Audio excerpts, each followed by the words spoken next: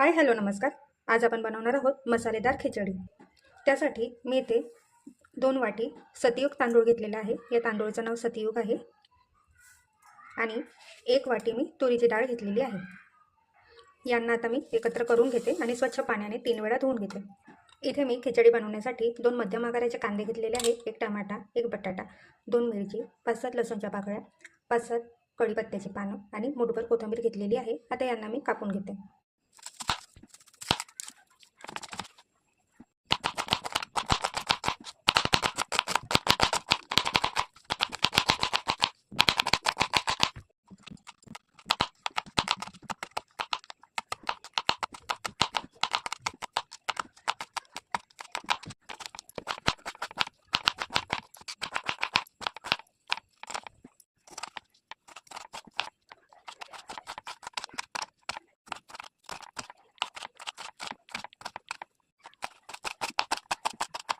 आता मी गॅसवर कुकर ठेवलेला आहे.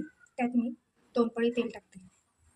आता त्यामध्ये मी अर्धे चमचे मोहरी टाकलेली आहे. मोहरी तडतडली की त्यामध्ये आपण अर्धे चमचे जिरे टाकूया. त्यासोबत बारीक चिरलेला लसूण टाकूया आणि कढीपत्ता. आता त्यामध्ये मी बारीक चिरलेली मिरची टाकते आणि उभा कापलेला कांदा टाकूया. कांदे छान परतून गेलेले आहेत. आता त्यामध्ये मी बारीक चिरलेला टोमॅटो टाकते आणि बारीक चिरलेले बटाटे टाकूया. परतवून घेऊया. आता त्यामध्ये मी 1.5 चमचे तिखट टाकते, पाव चमचे हळद. आता यामध्ये मी शाही बिर्याणीचा मसाला टाकते एव्हरेस्टचा. तो आपण 1 चमचे टाकूया. याने खिचडीचा स्वाद खूप छान येतो. आणि सोबत आपण एव्हरेस्ट मसाला टाकूया. तो पण मी 1 चमचे घेतलेला आहे. मिक्स करून घेऊया.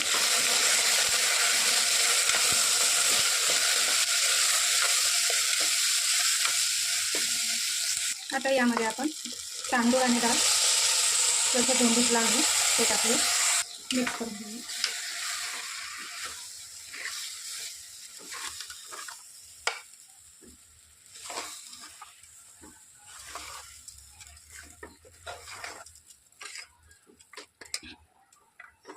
आता यामध्ये मी 3 ग्लास पाणी टाकते. तेही गरम केलेलं पाणी आहे, ते टाकूया. आता यामध्ये मी 10-12 शेंगदाणे टाकते. चवीपुरतं मीठ टाकूया आणि बारीक चिरलेली कोथिंबीर टाकूया. आता यामध्ये मी 1 चमचा साजूक तूप टाकते. आता पाण्याला छान आपल्याला उकळी घ्यायची आहे. साधारण 1 ते 2 मिनटं पाणी उकळून घ्यायचं आहे. बघा, रस्सा छान उकळून गेलेला आहे. आता मी कुकरचं झाकण लावते आणि 3 शिट्ट्या घेऊन घेते. आपण चेक करूया. छान अशी खिचडी झालेली आहे. हे बघा.